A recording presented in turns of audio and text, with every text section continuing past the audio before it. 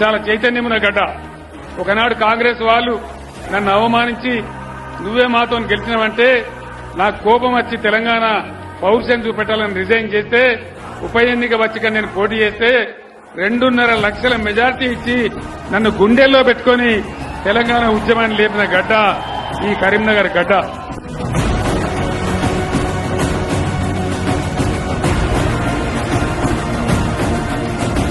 కాబట్టి మీ అందరినీ కూడా నేను కోరేది దయచేసి విజ్ఞతతోనే ఆలోచించి మంచి వాళ్ళకు ఓటేస్తే మంచి జరుగుతుంది, మంచి పార్టీ గెలిస్తే మంచి జరుగుతుంది. మీరు వినోద్ కుమార్ గారు ఒక ఉద్యమ కార్యకర్త కాబట్టి ఆయన గెలిపించాలని నేను కోరుతా ఉన్నా. జై తెలంగాణ, కారు గుర్తుకే